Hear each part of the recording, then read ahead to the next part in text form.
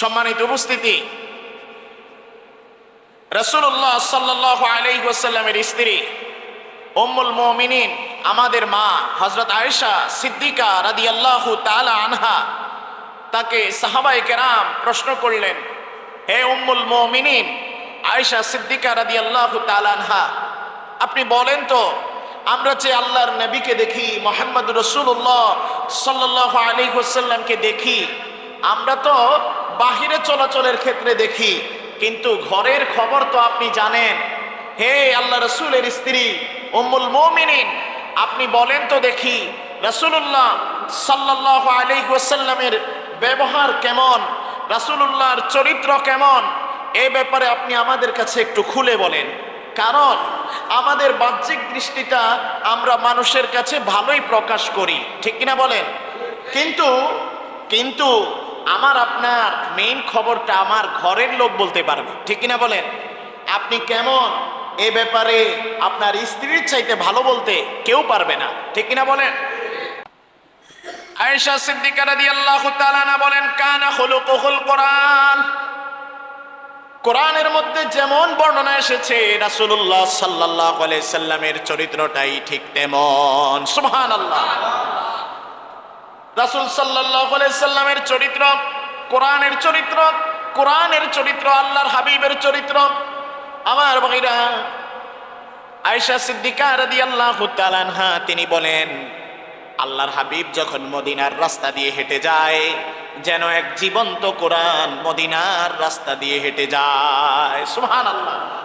আল্লাহর হাবিব যখন মদিনার অলিতে গলিতে হাঁটে, যেন আল্লাহর হাবিব সাল্লাল্লাহু আলাইহি সাল্লাম হাঁটে না, যেন এক জীবন্ত কোরআন হাঁটে। সুবহানাল্লাহ বলবেন না? আমার ভাইরা, রাসূলুল্লাহ সাল্লাল্লাহু আলাইহি সাল্লাম আমাদের মতো ছিলেন না। আমরা তো অল্পতেই রেগে যাই। আল্লাহর হাবিব সাল্লাল্লাহু আলাইহি সাল্লাম কর্কশভাষী ছিলেন না। রাসূল সাল্লাল্লাহু আলাইহি সাল্লামের মধ্যে অশ্লীল কোনো ভাষা ছিল না, অশ্লীল কোনো আচরণ ছিল না। আমার ভাইরা, রাসূলুল্লাহ কঠোরভাষী ছিলেন না, তিনি ছিলেন কোমল, তিনি ছিলেন সফট মাইন্ডের। আমার ভাইরা, রাসূলুল্লাহ সাল্লাল্লাহু আলাইহি সাল্লামের আচরণ এতটাই সুন্দর ছিল। আল্লাহর হাবিব ইরশাদ করছেন হাদিসের মধ্যে যে সব জিনিসের মধ্য থেকে একটা অলংকারের দাম অনেক বেশি। স্বর্ণের অলংকার, এটার মূল্য অনেক বেশি। আমার ভাইরা, রাসূলুল্লাহ সাল্লাল্লাহু আলাইহি সাল্লাম বলেন, সকল ইবাদতের অলংকার হলো সুন্দর আচরণ, সকল ইবাদতের অলংকার হলো উত্তম ব্যবহার, উত্তম কথা, নরম ভাষায় কথা বলা, এটা হচ্ছে সকল কিছুর মধ্যে অলংকার। সুবহানাল্লাহ বলেন। সব কিছুর মধ্যে অলংকার, নামাজ, রোজা, হজ, যাকাত, এরকম ইবাদত, দান, সদকার মধ্যে অলংকারের মতো দামি হচ্ছে সুন্দর ভাষা, সুন্দর আচরণ, উত্তম ব্যবহার। সুবহানাল্লাহ বলেন। আমার ভাইরা, আল্লাহর হাবিব সাল্লাল্লাহু আলাইহি ওয়া আলিহি ওয়াসাল্লাম বলেন, ও আমার সাহাবারা, ও আমার উম্মতেরা, শুনে রাখো, শুনে রাখো, যার মধ্যে কোমলতা নাই, যার মধ্যে সুন্দর ভাষা নাই, যার কাছে সুন্দর ব্যবহার নাই, যার কাছ থেকে মানুষ সুন্দর ব্যবহার পায় না, যার মধ্যে কোমলতা নাই, তার মধ্যে কোনো কল্যাণ নাই, তার মধ্যে কোনো খাইর নাই, তার জীবনে কোনো বারাকা নাই। এজন্য ভাইরা আমার, সুন্দর আচরণ এটা হচ্ছে অলংকারের মতো। যার মধ্যে সুন্দর আচরণ নাই, যার মধ্যে সুমিষ্ট ভাষা যার মধ্যে নাই, আল্লাহর হাবিব সাল্লাল্লাহু আলাইহি সাল্লাম বলেন, তার মধ্যে খাইর নাই, তার মধ্যে বারাকা নাই। আমার ভাইরা, রাসূলুল্লাহ সাল্লাল্লাহু আলাইহি সাল্লামের মতো এত সুন্দর আচরণ কারো ছিল না। আল্লাহর হাবিব সাল্লাল্লাহু আলাইহি সাল্লাম এত সুন্দর ভাষা ব্যবহার করতেন, এত সুন্দর আচরণ মানুষের সাথে করতেন। তারপরেও রাসূলুল্লাহ সাল্লাল্লাহু আলাইহি সাল্লাম তিনি আল্লাহর কাছে দোয়া করতেন। আল্লাহর হাবিব বলতেন, আল্লাহুম্মা হাসানতা খালকি, আল্লাহুম্মা হাসানতা খালকি ফাহাসসিন খুলুকি। সুবহানাল্লাহ বলেন। আল্লাহর হাবিব সাল্লাল্লাহু আলাইহি সাল্লামের চেহারার চাইতে কারো সুন্দর চেহারা ছিল নাকি? আল্লাহর পয়গাম্বর হযরত ইউসুফ আলাইহিস সালাম, আল্লাহ তাকে এত সৌন্দর্য দিলেন, মিশরের নারীরা ইউসুফ আলাইহিস সালামের সৌন্দর্য দেখে ফল কাটতে গিয়ে আঙ্গুল কেটেছিল। সেই ঘটনা আপনারা অনেকেই জানেন। আমার ভাইরা, বর্ণনা এসেছে ওই মিশরের নারীরা যদি আল্লাহর প্রিয় হাবিব মুহাম্মদ রাসূলুল্লাহ সাল্লাল্লাহু আলাইহি সাল্লামকে দেখতো, আঙ্গুল কাটতে কাটতে কলিজা পর্যন্ত কেটে দিলেও রাসূলের যেই সুন্দর চেহারার যেই সুমিষ্ট যেই কোমলতা, এইটা কোনোদিন শেষ হতো না। তারা কলিজা পর্যন্ত কেটে ফেলল রাসূলের সুন্দর চেহারার যেই আধিক্য, যেই সৌন্দর্য। আমার ভাইরা, তারা কোনোদিন বুঝতো না যেভাবে করে ইউসুফের সৌন্দর্য দেখে আঙ্গুল কেটে ফেলেছে, আঙ্গুল কেটে ফেলেছে, খবর নাই। মিশরের নারীরা রাসূলুল্লাহ সাল্লাল্লাহু আলাইহি সাল্লামের সৌন্দর্য দেখে কলিজা কেটে ফেলে দিলেও তাদের কোনো খবর হতো না। সুবহানাল্লাহ বলেন। এই পৃথিবীতে আল্লাহ তাআলা যত পয়গম্বর তৈরি করলেন, যত নবী রাসূল আল্লাহ তাআলা পাঠালেন, সব নবী রাসূলকে আল্লাহ যতটাই না সৌন্দর্য দিলেন, আল্লাহর হাবিব আমাদের প্যারা নবী হযরত মুহাম্মদুর রাসূলুল্লাহ সাল্লাল্লাহু আলাইহি ওয়াসাল্লামকে আল্লাহ তাআলা এর চাইতেও বেশি সৌন্দর্য দিয়ে বানালেন। আমার ভাইরা, রাসূলুল্লাহ সাল্লাল্লাহু আলাইহি সাল্লাম তিনি বলতেন আল্লাহর কাছে, আল্লাহুম্মা হাসানতা খালকি, হে আল্লাহ, আমার চেহারাটা যেমন সুন্দর, আমার বাহ্যিক দিকটা যেমন সুন্দর, ও আল্লাহ ফাহাসিন খুলুকি, ও আল্লাহ আমার আচরণটা, আমার চরিত্রটা, আমার ব্যবহারটাও আল্লাহ তুমি এমন সুন্দর বানায়া দাও। ও আল্লাহ আমার ভিতরটাও তুমি এমন সুন্দর বানিয়ে দাও। ও আল্লাহ খুলুকুন হাসান, আল্লাহ হুসনে খুলুক আমার সুন্দর বানিয়ে দাও। আমার চেহারা, আমার বাহ্যিক দিক যেমন সুন্দর, ভিতরটাও তেমন সুন্দর বানায়া দাও। এজন্য আমার ভাইরা, যারা আয়না দেখতে যান, চেহারাটা যখন দেখতে যান, চেহারা দেখার সময় পড়বেন আল্লাহুম্মা হাসানতা খালকি ফাহাসিন খুলুকি, ও আল্লাহ আমার বাহিরের দিকটা যেমন সুন্দর, আল্লাহ ভিতরটাও আল্লাহ আপনি এমন সুন্দর বানায়া দেন। আমিন বলেন। আমার ভাইরা, কিন্তু দেখা যায় আমাদের বাহ্যিক দিকটা দেখতে খুব সুন্দর, চেহারা দেখলে মনেই হবে না তার ভিতরে যে এটা চলছে। সে যে এত জঘন্য মানুষ, সে যে এত নিকৃষ্ট মানুষ, তার মনটা যে এত অপরিষ্কার, আরেকজনের ব্যাপারে যে এত কুধারণা রাখে, খারাপ ধারণা রাখে, এবং মানুষের সাথে যে এত নিকৃষ্টতম ব্যবহার করতে পারে, অনেক সময় চেহারা দেখলেও বোঝা যায় না। এজন্য আল্লাহর কাছে ফরিয়াদ করতে হবে, যেখানে রাসূলুল্লাহ সাল্লাল্লাহু আলাইহি সাল্লামের মতো ব্যবহার, এত উত্তম চরিত্র, এত উত্তম গুণাবলী সম্পন্ন মানুষ এই পৃথিবীতে নাই, তারপরেও তিনি আল্লাহর কাছে চাইতেন আল্লাহ আরো সুন্দর বানান। সুবহানাল্লাহ বলেন। তা আমাদের চাওয়া কি উচিত না?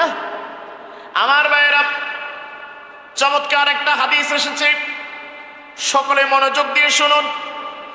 রাসূলুল্লাহ সাল্লাল্লাহু আলাইহি সাল্লাম বলেন, দুটি জিনিস মানুষকে এত বেশি জান্নাতে নিবে, আর কোন জিনিস মানুষকে এত বেশি জান্নাতে নিবে না। দুটি জিনিস মানুষকে সম্মানিত করবে, দুটি জিনিস মানুষকে জাহান্নাম থেকে জান্নাতে নিবে, দুটি জিনিস মানুষকে এত বেশি জান্নাতে নিবে, আর কোন জিনিস এত বেশি জান্নাতে নিবে না। নামাজ কিন্তু মানুষকে জান্নাতে নিবে না। নামাজের ব্যাপারে বলা হয় নাই যে নামাজ মানুষকে জান্নাতে নিবে, নামাজের ব্যাপারে বলা হয়েছে মিফতাহুল জান্নাতিস সালাহ, এই নামাজ এটা হচ্ছে বেহেশতের চাবি। নামাজের ব্যাপারে বলা হয়েছে এটা দিয়ে জান্নাত খুলবে, কিন্তু বলা হয়েছে যে দুইটা জিনিস মানুষকে জান্নাত দিবে, তাহলে নামাজ এটা মানুষকে জান্নাত দিবে না, যাকাত মানুষকে জান্নাত দিবে না, রোজা মানুষকে জান্নাত দিবে না, হজ মানুষকে জান্নাত দিবে না। এটা জান্নাতের পথকে সুশীলিত করবে, এটা জান্নাতের পথকে সহজ করবে, জান্নাতে যাওয়ার পথকে এটা প্রশস্ত করবে। কিন্তু আমার রাসূল বলেন দুইটা জিনিস মানুষকে অধিক হারে জান্নাত দিবে। এক, তাকওয়াল্লাহ, আল্লাহর ভয় মানুষকে জান্নাতে নিয়ে যাবে। দুই, খুলুকুন হাসান, উত্তম চরিত্র, উত্তম আচরণ, উত্তম ব্যবহার, সুন্দর ভাষা মানুষকে সরাসরি আল্লাহর জান্নাতে নিয়ে যাবে। এটার যে এত গুরুত্ব, এটা আমরা অনেকেই বুঝি না। দেখা যায় মাশাআল্লাহ নামাজ পড়ে, রোজাও রাখে, দান সদকাও অনেক বেশি করে, খুব ভালো ইবাদত করে, নফল সালাত পড়ে, তাহাজ্জুদ পড়ে, কিন্তু তার ব্যবহার ভালো না। আছে না এরকম? ব্যবহার খারাপ, ভাষাটা ভালো না, তার ভাষা শুনলে মানুষ কষ্ট পায়। আমার ভাইরা, তলোয়ারের আঘাত, তলোয়ার দিয়ে, কোনো ছুরি দিয়ে যদি আপনি মানুষকে আঘাত করেন মেডিসিনের মাধ্যমে, একটা সময় এই আঘাতটা শুকিয়ে যাবে। কিন্তু কথা দিয়ে যদি আপনি মানুষকে আঘাত দেন, এই আঘাত এটা কোনো মেডিসিন দ্বারা শুকাবার নয়। ঠিক কিনা বলেন? আমার কথা ভাই বুঝতেছেন আপনারা? আমার ভাইরা, রাসূলুল্লাহ সাল্লাল্লাহু আলাইহি সাল্লাম বলেন, আমি তাকে জান্নাতের আঙ্গিনায়, চমৎকার হাদিস, মনোযোগ দিয়ে শুনেন। আল্লাহর হাবিব সাল্লাল্লাহু আলাইহি সাল্লাম বলেন, আমি তাকে জান্নাতের আঙ্গিনায় একটা সুবিশাল ঘরের সুসংবাদ দিতে চাই। আমি তাকে জান্নাতের আঙ্গিনায় একটা সুবিশাল ঘরের সুসংবাদ দিতে চাই। যেই ব্যক্তি তর্ক করার সময় জানে সে সঠিক পথে আছে, সে হক পথে আছে, হকের উপরে থেকেও সে তর্ককে পরিহার করে, যে ব্যক্তি স্যাক্রিফাইস করে, যে ব্যক্তি জানে যে আমি সত্যের উপরে আছি, আমি হকের উপরে আছি, তারপরেও তর্ক হবে, এই ভয়ে যে স্যাক্রিফাইস করে, যে এটা থেকে ফিরে আসে, আমার রাসূল সাল্লাল্লাহু আলাইহি সাল্লাম বলেন, আমি তাকে জান্নাতের আঙিনায় একটা ঘরের সুসংবাদ দিয়ে দিলাম। হাদিস শেষ হয় নাই। এরপরে রাসূলুল্লাহ সাল্লাল্লাহু আলাইহি সাল্লাম বলেন, আমি তাকে জান্নাতের মাঝামাঝি স্তরে সুবিশাল একটা ঘরের সুসংবাদ দিলাম। জান্নাতের মাঝামাঝি স্তরে সুবিশাল একটা ঘরের সুসংবাদ দিলাম।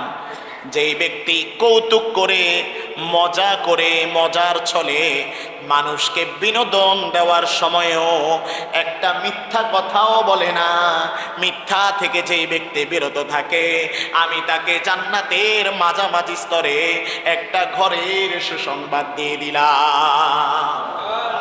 সুবহানাল্লাহ বলবেন না? অনেক সময় দেখবেন মজা করে মানুষ কথার ভিতরে এই কথাটাকে মজা লাগানোর জন্য একটা মিথ্যা ঢুকায় দেয়। আছে না এরকম? কৌতুক করে মিথ্যা কথা বলে, মজা করে, মজার ছলে মিথ্যা কথা বলে। বন্ধু বান্ধবের সামনে আড্ডা দিতেছে, একটা সত্য ঘটনাই এটাকে এমন ভাবে উপস্থাপন করে, ওই যে বন্ধুরা যাতে একটু বেশি হাসে, তারা যাতে একটু বেশি মজা পায়, এজন্য ছোট্ট করে একটা মিথ্যা লাগিয়ে দেয়। আছে না?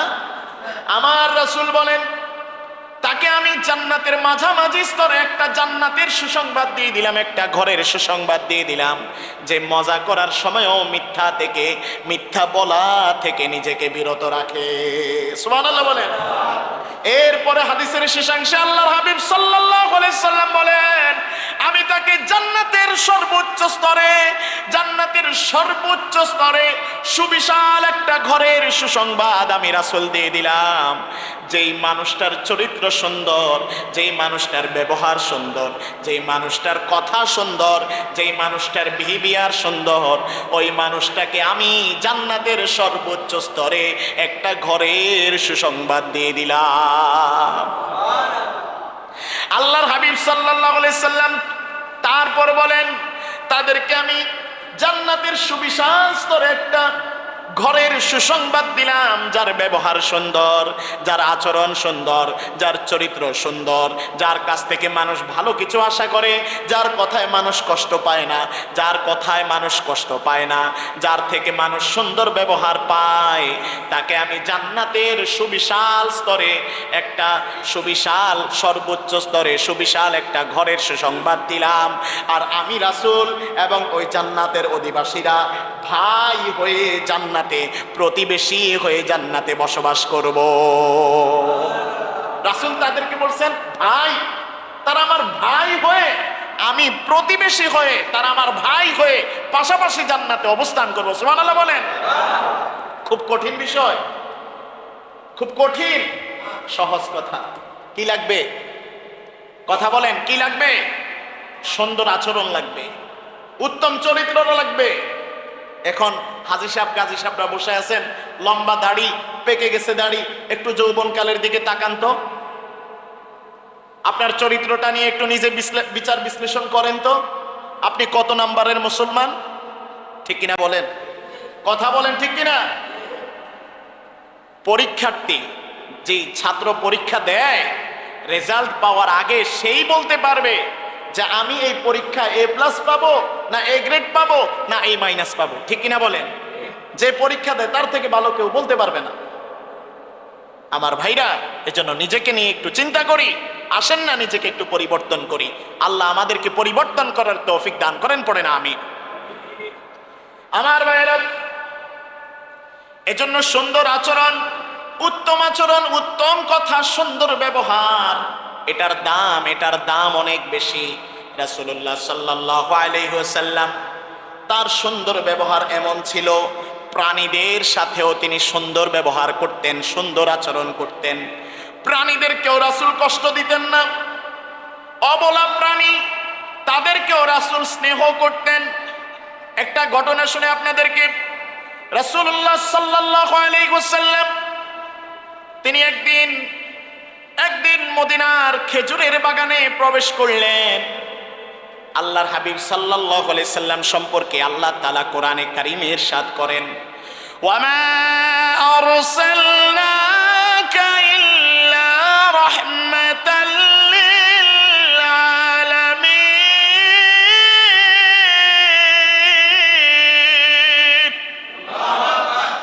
আল্লাহ বলছেন, ও নবী, আপনি তামাম জগতের জন্য রহমত। শুধু মানুষের জন্য আপনি রহমত না, পশু পাখিদের জন্য আপনি রহমত। সুবহানাল্লাহ বলেন। জিন জাতিদের জন্য আপনি রহমত। আপনার হৃদয় হলো প্রশস্ত, আমি আপনাকে রহমাতাল লিল আলামিন বানিয়ে পাঠিয়েছি। ও নবী, আমি হচ্ছি রব্বুল আলামিন, আর তামাম জগতের জন্য আপনি হচ্ছেন রহমাতাল লিল আলামিন। কেমন রহমতদার নবী ছিলেন, কেমন কোমল আচরণকারী নবী ছিলেন। আল্লাহর হাবিব সাল্লাল্লাহু আলাইহি ওয়াসাল্লাম মদিনার খেজুরের বাগানে প্রবেশ করলেন।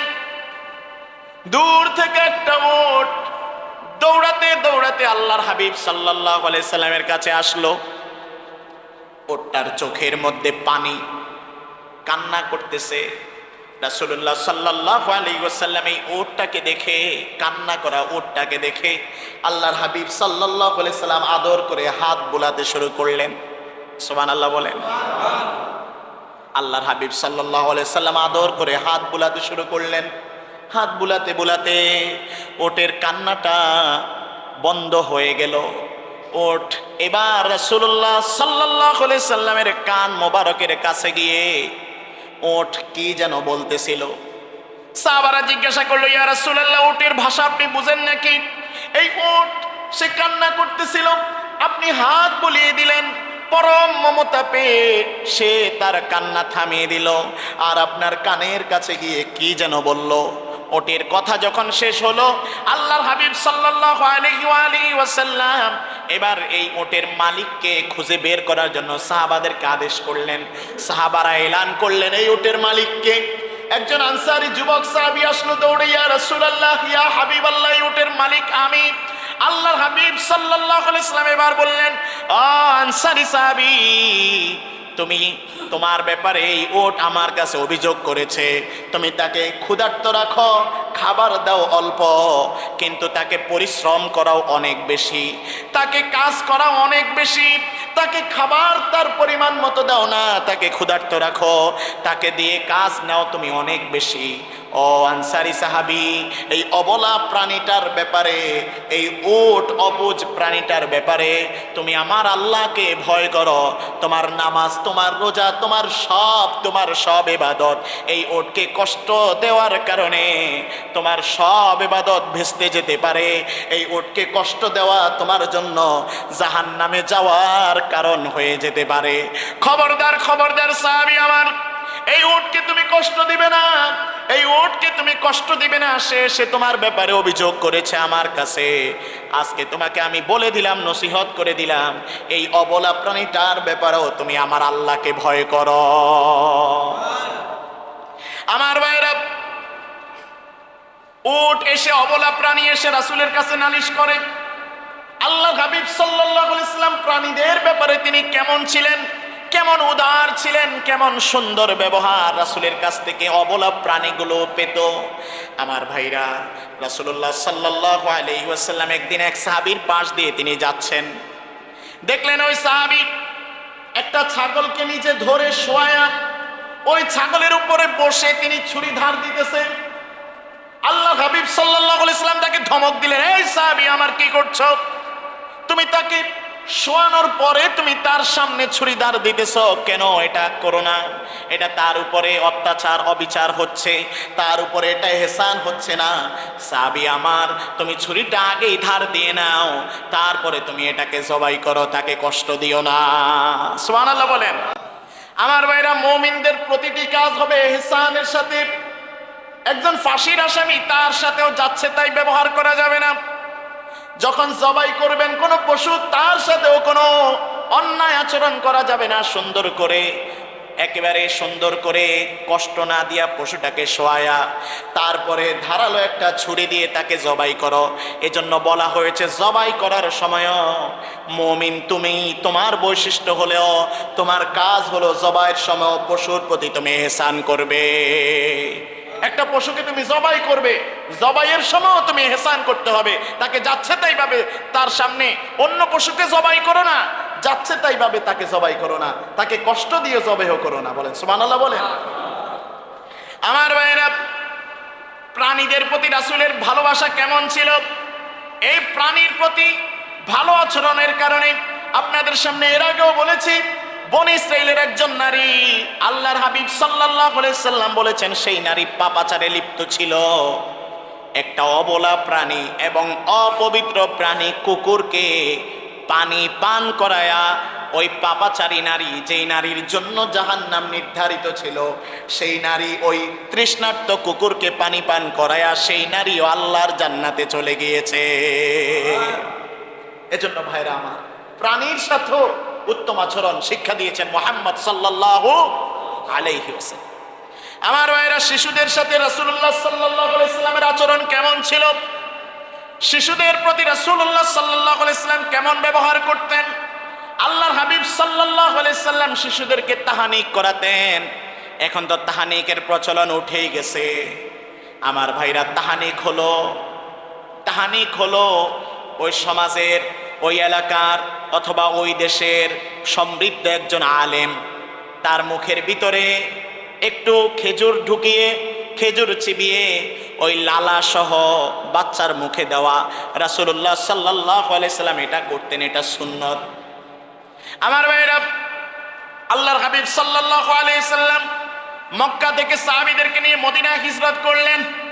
মদিনায় হিজরত করার পরে অনেক সাহাবীদের কোনো সন্তান হয় নাই। ইহুদিরা মস্করা শুরু করলো মুসলমানদেরকে নিয়ে, হাসি ঠাট্টা করা শুরু করলো, মুসলমানদের ঘরে সন্তান হয় না, মুসলমানদের ঘরে সন্তান হয় না, মুসলমানের ঘরে সন্তান হয় না, এরকম তিরস্কার করা শুরু করলো। এরকম তিরস্কার বর্তমানেও আছে না নাই? কথা বলেন নাই?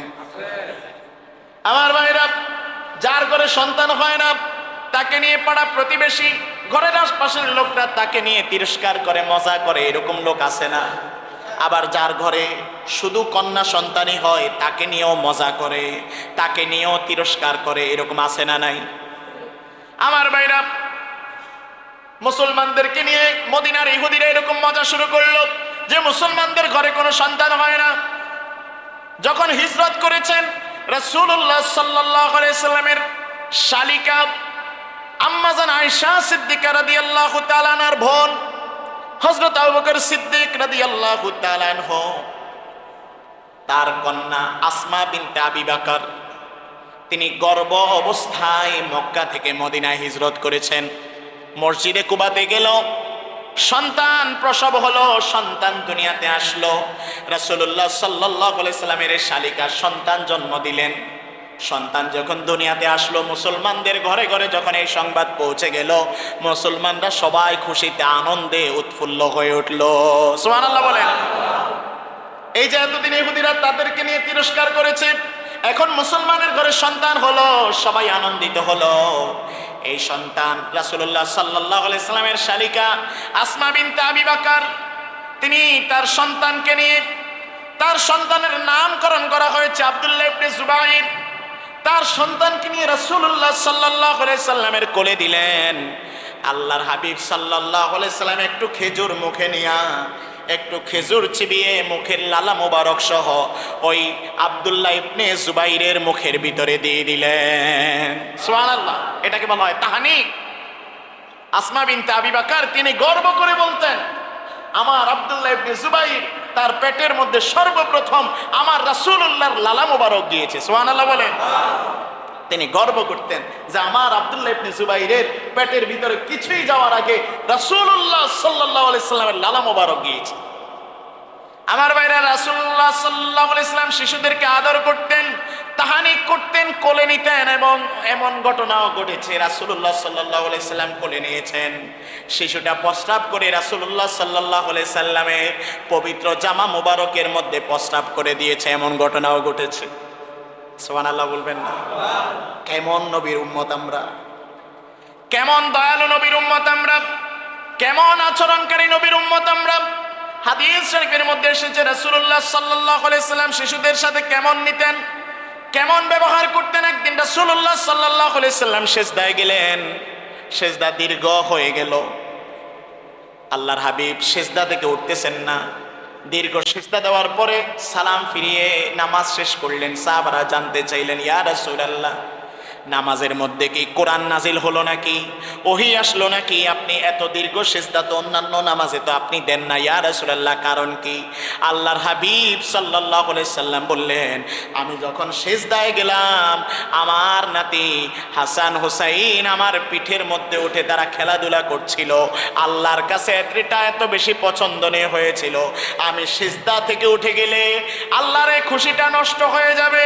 আমি সিজদা থেকে উঠে গেলে আমার আদরের নাতি ইমাম হাসান হুসাইনের এই খেলা বন্ধ হয়ে যাবে, তাদের কষ্ট হবে। এই জন্য তারা যতক্ষণ পর্যন্ত স্বেচ্ছায় আমার পিঠ থেকে সরে নাই, ততক্ষণ পর্যন্ত আমি সিজদায় ছিলাম। এই কারণে সিজদাটা দীর্ঘ হয়ে গেছে। কেমন সহনশীল ছিলেন। আর আমি আপনি, আমরা মসজিদে যদি একটা বাচ্চা একটু শব্দ করে, সে কি শব্দ করছে, নামাজ শেষ, শুধু অপেক্ষায় থাকে কখন ইমাম সাহেব সালাম ফিরাবে। ঠিক কিনা বলেন? সহনশীলতা আমাদের মধ্যে নাই, সহনশীলতা আমাদের হুজুরদের মধ্যেও নাই। কয়েকদিন আগে দেখেছি একটা বাচ্চা মাদ্রাসায় সে পড়ে, পিটাতে পিটাতে শরীরের মধ্যে দাগ ফেলে দিস। আল্লাহ এদের থেকে হেফাজত করেন, পড়ে না আমি। আমার ভাইরা, বাচ্চাদের সাথে আল্লাহর হাবিব সাল্লাল্লাহু আলাইহি সাল্লাম কোমল আচরণ করতেন, সুন্দর আচরণ করতেন, ব্যবহার করতেন। আমার ভাইরা, শুধু বাচ্চাদের সাথে না, নারীদের সাথেও রাসূলুল্লাহ সাল্লাল্লাহু আলাইহি সাল্লাম সুন্দর আচরণ করতেন। আল্লাহর হাবিব সাল্লাল্লাহু আলাইহি ওয়াসাল্লাম বলেন, সব পৃথিবীর সব কিছু আছে, যা কিছু আছে সব কিছু হচ্ছে সম্পদ। ও আমার উম্মতেরা, পৃথিবীর মধ্যে যা কিছু আছে, চারপাশে যা কিছু দেখো, সব কিছু হলো সম্পদ। একটার থেকে আরেকটা দামি, আরেকটার থেকে আরেকটা দামি। কিন্তু সমস্ত সম্পদের মধ্যে সর্বশ্রেষ্ঠ দামি সম্পদ কি তোমরা জানো নাকি? সাহাবায়ে কেরাম বলল, ইয়া রাসূলুল্লাহ, আল্লাহ এবং তার রাসূলই ভালো জানেন। আল্লাহর হাবিব সাল্লাল্লাহু আলাইহি সাল্লাম বলেন, পৃথিবীর মধ্যে সব কিছুই সম্পদ, সব কিছুই দামি। একটার থেকে আরেকটা, আরেকটার থেকে আরেকটা একটু বেশি দামি। কিন্তু সর্বশ্রেষ্ঠ দামি সম্পদ হলো দিনদার নারী। দিনদার নারী হলো এই পৃথিবীর সবচেয়ে দামি সম্পদ। দিনদার নারী এই পৃথিবীর সবচাইতে দামি সম্পদ। আবার এই নারীদের মধ্যেই বেহায়া নির্লজ্জ নারী হচ্ছে সবচাইতে নিকৃষ্ট। এজন্য রাসূলুল্লাহ সাল্লাল্লাহু আলাইহি সাল্লাম মুনাজাতে পানা চাইতেন, হে আল্লাহ, নারীর ফিতনা থেকে আপনি আমাকে বাঁচান, নারীর ফিতনা থেকে আপনি আমাকে বাঁচান, নারীর ফিতনা থেকে আপনি আমাকে বাঁচান। আমিন বলেন। আপনার সব কর্ম, সব জীবনের সব সুনাম সুখ্যাতি একটা নারীর চক্রান্ত আপনার সব কিছু শেষ করে দিবে। ঠিক কিনা বলেন? মনে নাই আপনার সেই ইউসুফ আলাইহিস সালামের ঘটনা, জুলেখার কথা আপনারা জানেন না? সেই ঘটনা লম্বা একটা ঘটনা, অন্য একদিন সময় হলে আপনাদের সামনে আলোচনা করব। আমার ভাইরা, এজন্য দিনদার নারী এটা হচ্ছে পৃথিবীর সর্বশ্রেষ্ঠ সম্পদ বলেছেন মুহাম্মদ সাল্লাল্লাহু আলাইহি ওয়াসাল্লাম। নারীদেরকেও রাসূলুল্লাহ সাল্লাল্লাহু আলাইহি ওয়াসাল্লাম সম্মান করতেন, স্ত্রীদেরকে আগে সালাম দিতেন। আম্মা জান আয়েশা সিদ্দিকা রাদিয়াল্লাহু তাআলা আনহা বলেন, অনেক চেষ্টা করেও আমি রাসূলুল্লাহ সাল্লাল্লাহু আলাইহি ওয়াসাল্লামকে আগে সালাম দিতে পারি নাই। রাসূলুল্লাহ সাল্লাল্লাহু আলাইহি ওয়াসাল্লামকে আমাকে তিনি আগেই সালাম দিতেন, আমি কখনো তাকে আগে সালাম দিতে পারি নাই। সুবহানাল্লাহ বলেন। আর এখানে যারা স্বামীরা আছে তাদের অবস্থা কি? অনেকে আছে এমন, ধরে যদি জিজ্ঞেস করি যে ভাই ভাবিকে কি সালাম দিছেন? চাচা বয়স হয়ে গেল 60-70 বছর, একদিনও কি আপনি কাকিকে সালাম দিছেন, চাচিকে খালাম্মাকে সালাম দিছেন? মুখটা ঘুরায় বলবে, হুজুর এটা কেমনে হয়, স্ত্রীরা কেমনে সালাম দেয়, লজ্জা পাই। ঠিক কিনা বলেন? অথচ সালাম কি? সালাম মানে হচ্ছে রহমত, সালাম মানে শান্তি। আসসালামু আলাইকুম ওয়া রাহমাতুল্লাহ, আপনি বললেন তোমার উপরে আল্লাহর রহমত, আল্লাহর পক্ষ থেকে শান্তি বর্ষিত হোক। সুবহানাল্লাহ বলে। আপনার স্ত্রী, আপনার সন্তান, আপনার মা বাবা আল্লাহর রহমতের ছাদরের নিচে থাকুক, আল্লাহর শান্তির নিচে থাকুক, আল্লাহর শান্তি তাদের উপরে নাজিল হোক, এটা কি আপনারা চান না? সালাম দিবেন তো? আল্লাহ তাআলা সহজ করেন, পড়েন আমিন। আমার ভাইরা, অনেকগুলো কথা ছিল কিন্তু সময় স্বল্পতার কারণে আলোচনার গীতি এখানেই টানতে হচ্ছে। আমার ভাইরা, যতটুকু আলোচনা করেছি আল্লাহর হাবিব সাল্লাল্লাহু আলাইহি সাল্লামের সুন্দর আচরণ এবং তার চারিত্রিক বৈশিষ্ট্য নিয়ে কয়েকটা পয়েন্ট আপনাদের সামনে কথা বলেছি। আল্লাহ তাআলা আমাদের চরিত্রটা, আমাদের আচরণটা, আমাদের কথাবার্তাটাও যাতে আল্লাহর হাবিবের যে সুন্দর চরিত্র এটার অনুসরণ করতে পারি, আল্লাহ আমাদেরকে সেই তৌফিক দান করেন, পড়েন আমিন।